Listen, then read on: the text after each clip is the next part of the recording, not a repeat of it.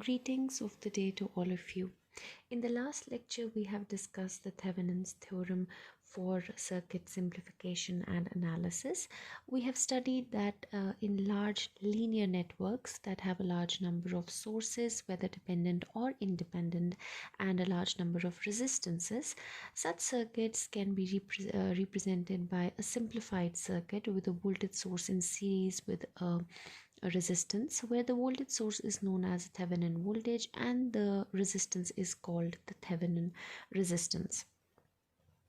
Now, the Thevenin theorem also has an analogous theorem which is known as the Norton theorem. So just like Thevenin theorem works in terms of circuit simplification by replacing a large complex network by a voltage source in series with a resistance, the Norton theorem performs the same simplification by replacing a linear network, a linear two-port network or two-node network with a current source in parallels with a resistance. So basically Norton theorem says that if you have a complex linear network, a large number of components, a linear network with a number of sources and a number of elements, and then you have two nodes in question across which you may have to connect a particular load resistance that is subject to change, or you have to analyze for the current, voltage or power on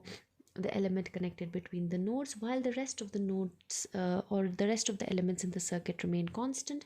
Then you can treat that particular as part of the circuit, the rest of the part of the circuit, as a black box, and you can replace it by a current source in parallels with a resistance,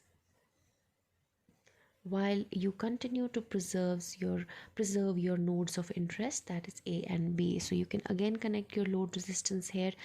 This circuit with a large linear network of components is equivalent to just a single current source in parallels with a resistance. Now the resistance here is known as the Norton's resistance, and the current source over here is known as the Norton current. So IN and RN is the terminology that we use.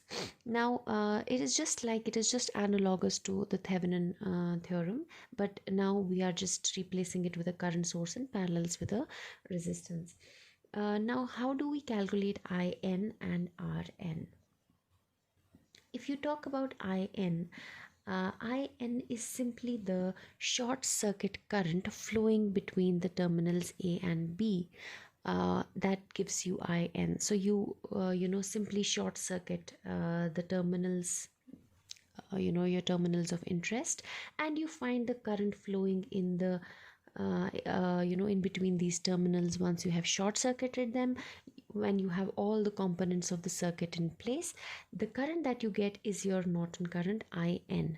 RN is simply what RTH was. It is same as RTH. So RN is simply equal to RTH, which was the open circuit resistance between these two terminals when you have killed all the independent sources or disabled all the independent sources in the circuit. So you see the open circuit resistance between these two terminals, and you ensure that you have disabled all the independent voltage sources or current sources in the circuit. So that is your RN. In any case, RN and RTH are the same, and IN is just the short circuit current of the linear network. Just like in Thevenin theorem, the voltage VTH was the open circuit voltage. Here your current is the Norton current is your short circuit current. Now an interesting thing is that if I have a linear network, a network like this, and these are the two ports which are my ports of interest, across which across these two nodes I have to preserve the circuit information. So this is my linear network, right? I can simplify this whole linear network by a voltage source, that is VTH, in series with RTH, that is my Thevenin resistance, and then my nodes are preserved. Or I can represent it with a Norton equivalent circuit, where I simply replace it by the Norton by a current source in parallel with another resistance, which is Rn, and I also know that Rn is the same value as that of Rth. So you know that Rn is equal to Rth. So this circuit can be simplified into an equivalent circuit using the Thevenin theorem or using the Norton theorem. If I do source transformations on this circuit, which we have studied earlier, I know that this circuit can be replaced by a voltage source which is of the same magnitude as the product of In into Rn in series with a resistance where the resistance is simply Rn. We have already studied this in source transformations. You can either transform this or you can transform this into a current source, one and the same thing. So now if I compare these two circuits, so these two were equivalent to each other and these two are also equivalent to each other. We already know that Rth is equal to Rn, and for these two to be equivalent, we know that Vth should be equal to In into Rn, which brings you to finding In. So In is simply equal to, because you have already seen from source transformations that Vth is equal to In Rn, or you can say In Rth. Then you can simply say that In is equal to Vth by Rth, which also means that if you have performed Thevenin transformation, or you have developed a Thevenin equivalent circuit, it is very easy for you to quickly develop a Norton equivalent circuit without going into the details of calculating the short circuit current. You can simply find the Norton current by dividing the Thevenin voltage by the Thevenin resistance. That is equal to your Norton current. And then you also know that the Norton resistance Rn is simply equal to Rth, that is your Thevenin resistance. However, you may not always want to find the Norton equivalent of a circuit by using Thevenin equivalents and then finding the variables in terms of the Thevenin values. Sometimes you may also directly want to find the short circuit current In, and of course separately find Rth or In. So let's take an example so we understand Norton theorem a little better. The first case is the case that we always take when we do not consider any dependent sources in the circuit. So we will only consider independent sources. So this is the example is one carrying only independent sources of voltage or current. You have a 2 ampere source, and then you have a resistance, a voltage source, of course an independent voltage source, because for now we are considering only independent voltage sources and current sources. So this is 12 volt, this is 4 ohm, this is 8 ohm, and this is 5 ohm, and finally this here is 8 ohm. And then are your terminals across which you have to find the Norton equivalent circuit. So my job right now is to find the Norton equivalent circuit, that is In Rn. One way is to find the Thevenin equivalent circuit, that is you find Vth and you find Rth, and then Vth divided by Rth will give you In, and simply Rth is your In. That is, using finding the Thevenin equivalent and then using source transformations to develop the Norton equivalent. But let's do it the proper way, that is by finding the short circuit current and like that, right?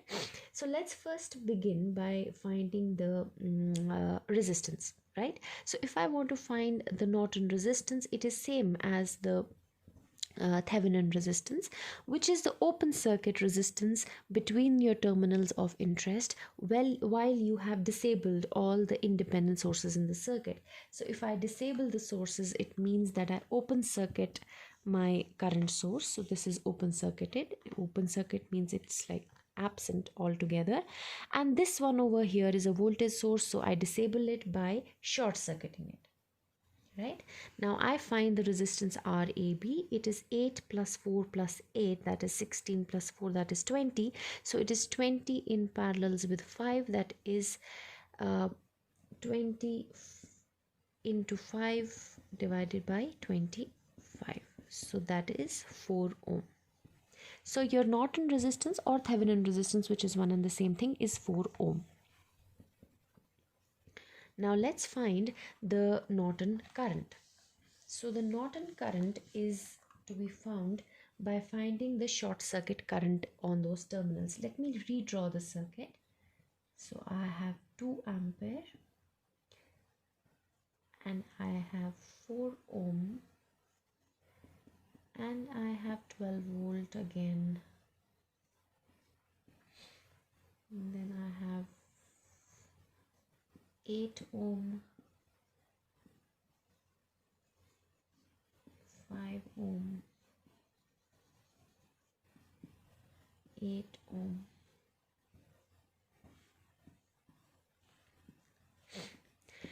To find IN, the first thing I do is that I short circuit these terminals and then I have to find the current flowing through these terminals. That is my Norton current, right? Now, I have already found this. I have already shorted these terminals. Now let me try to find this particular current. Now when I try to look for this current, I have two sources. I can either do mesh analysis or I can do nodal analysis, or I can also do superposition principle and take one source at a time and consider to find IN because of each source, and then add those sources up while disabling the other sources. So let's first, I'm going to use superposition. It is completely your prerogative. You can use some other technique as well. So I'm going to use superposition principle. So first let me take the 2 ampere source, and this is 4 ohm, this is 8 ohm, this is 5 ohm, this I'm shorting or disabling the 12 volt source, and this is 8 ohm, right? And this is shorted. Now because this is a short, or you can say the resistance is 0, so whatever current is flowing here, the same current is flowing here, and this is IN, so this is also IN, because no current will flow through the resistances in parallel with the short, right? So all the current is going to get diverted towards the short. If this is IN, this is definitely IN. What is the equivalent resistance of the short with the parallel resistance? Is of course itself a short, so you can just simply say 0 into 5 divided by 5, that is simply 0, which means that this circuit can be further simplified into something like this. 5 ohm in parallel with the short, it becomes a short altogether, right? So now we are going to find IN1, or you can say IN due to the 2 ampere source. So IN1 due to one source is simply equal, let's apply the current divider rule. So it is a resistance of the opposite branch, so this is 4 divided by sum of all resistances, this is 16 plus 4, that is 20, into the net current injection, that is 2 ampere, right? So 4 5, that makes it 2 by 5. So this current is 2 by 5. Now let's find IN2, or you can say the current flowing in this branch due to the presence of the 12 volt source only. So you have a 12 volt source, you have a 4 ohm resistance, you then have an 8 ohm resistance, the 5 ohm in parallel with the short becomes a short, and then you have another 8 ohm resistance.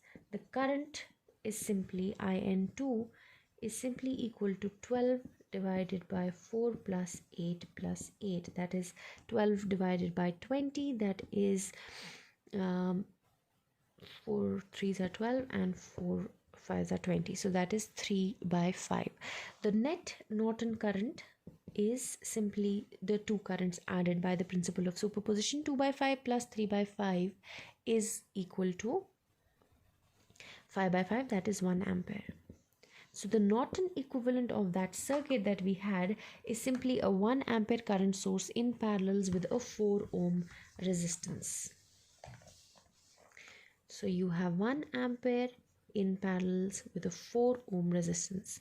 Once you have found the Norton equivalent, it's very easy for you to find the Thevenin equivalent. Thevenin equivalent will simply be 4 into 1, that is 4 volts, in series with 4 ohms, right? So the good thing about Norton and Thevenin equivalence is that if you find one of the equivalent using the proper analysis, then the other equivalent follows from it, right?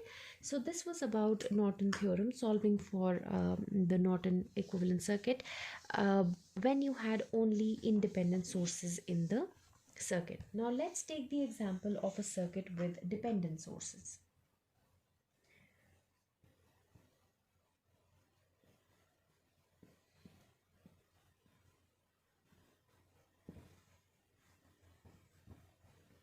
So let's take a quick example.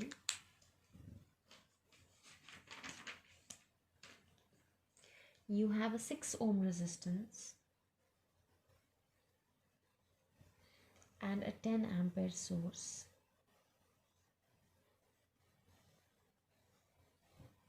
So this is 6 ohm, this is 10 ampere.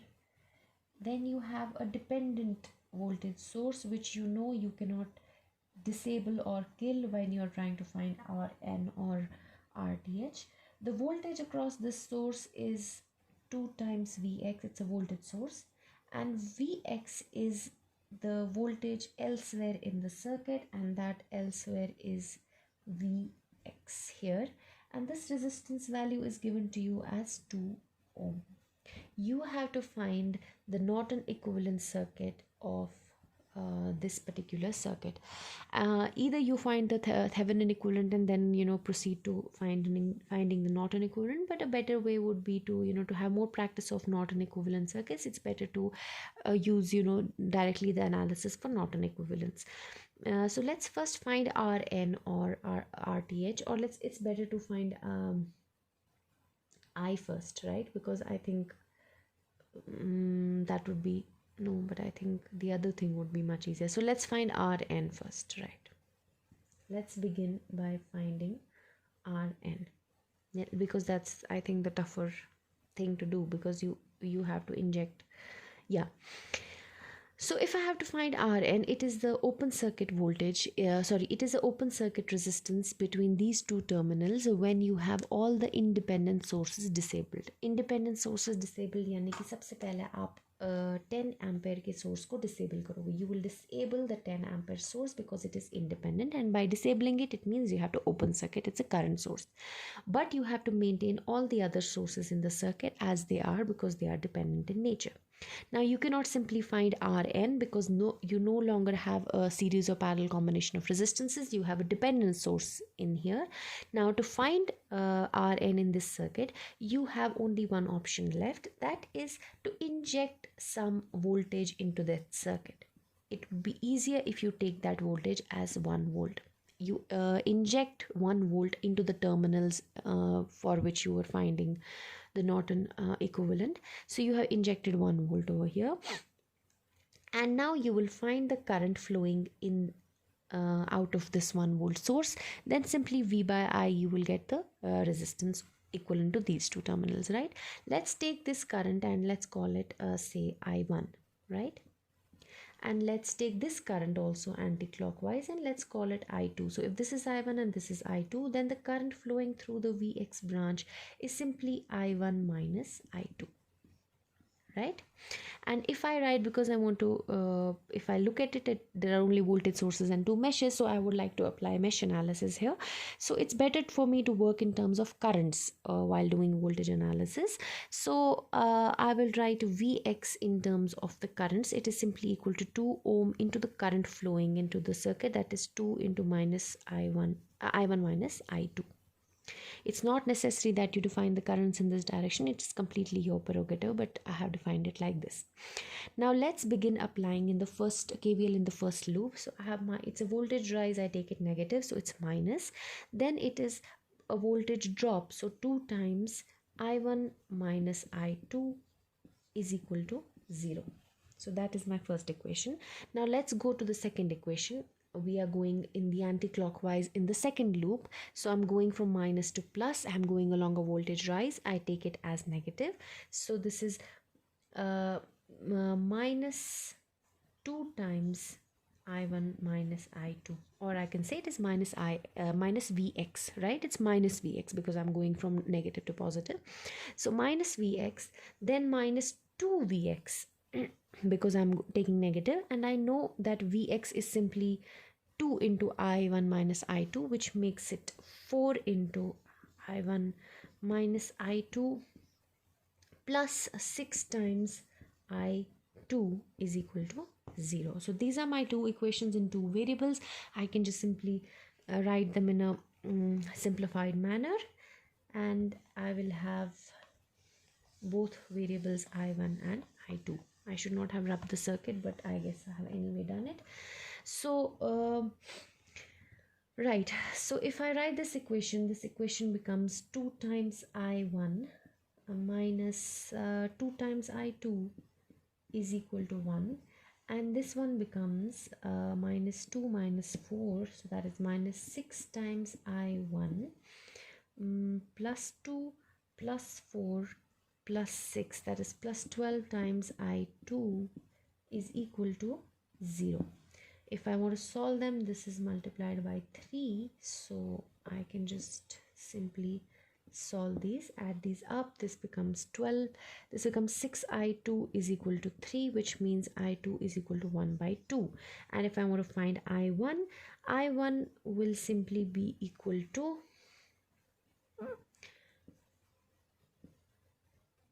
I1 will be equal to 1 plus 2I2 divided by 2. So this is 1 plus 1 by 2, that is 1 ampere. So I1 is 1 ampere, right? What were we finding? Rn. So if we find Rn was the voltage that we had injected, that was 1 volt, divided by I1, that is 1 ampere. So Rn is 1 ohm, the Norton equivalent resistance.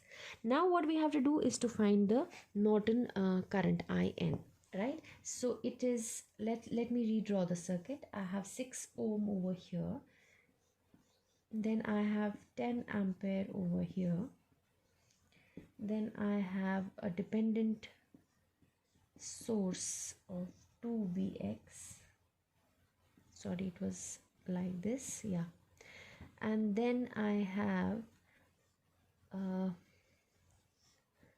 2 ohm resistance with this defined as Vx, and I have to find In. So In is simply the short circuit current flowing in these terminals. So this is short circuit current In. I have to find it. I've short circuited it. To make the circuit analysis simplified, I can just simply apply source transformations because I have a current source in parallels with a resistance. So this becomes equal to 10 into 6, that becomes equal to, if I even don't do source, you can do source transformations, take it as an example. I think it's even easier to do it without the source transformations. See, I'll tell you how. This is a short circuit, which means that this voltage is 0, right? It's a short circuit, so all current is going to flow from here, no current is going to flow from here, so obviously Vx will become 0 because this voltage is 0, this voltage is also 0, and this voltage is Vx. So Vx is 0, so which means Vx is 0. You can also eliminate it here. When Vx is 0, it means that this voltage is also 0. So 2 times Vx is also 0, which means that I can short circuit this as well, right? And now this 10 ampere current is getting divided between what? A short circuit and 6 ohm, which is like as good as saying that the entire 10 ampere will go here. Or if you want to apply current divider rule to understand it better, it will simply be equal to 6 divided by 6 plus 0 into 10 ampere is the current In, which is simply 10 ampere. So all 10 ampere is going to flow through the short, right? No current is going to flow here. So In in my case is simply equal to 10 ampere. Because it was a little, tricky, it was a little easy to solve, so I did not do the source transformations. If you wish, you can do source transformations.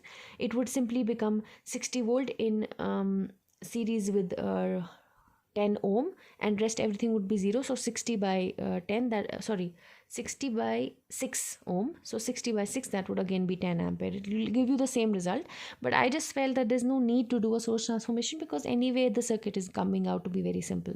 So this is 10 ampere and Rn is 1 ohm.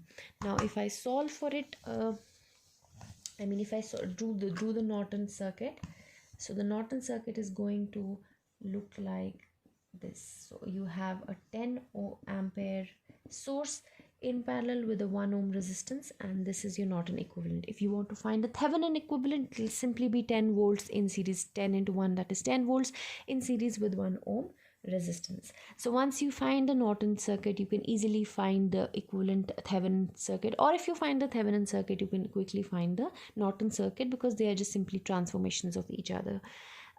By now I'm sure you must have understand that all these techniques are important. You cannot leave one technique, because when you're solving circuits, some circuits, even while you're doing Norton theorem, you will sometimes feel that you need to apply superposition, or you need to apply a nodal analysis, or you need to apply mesh analysis, or you feel that you may need to apply source transformations, so I just want or superposition. So that all the things are important. I would request all of you to take every particular simplification technique seriously, so that when you're trying to solve complex circuits, you're very well equipped and you can apply whichever technique is easier to apply in a given circuit, right? So that is all for today. It will be a very short lecture. We have to study next, that is a maximum power transfer theorem, but I don't want to drag it on to this lecture because I want to keep my lectures short. I know it's not very easy to see video lectures continuously. You're not in a classroom environment, it's not interactive, so I would like to keep this lecture short, and next lecture will be on maximum power transfer theorem. With that, we will finish with DC circuit analysis. So that's all for today. Thank you very much.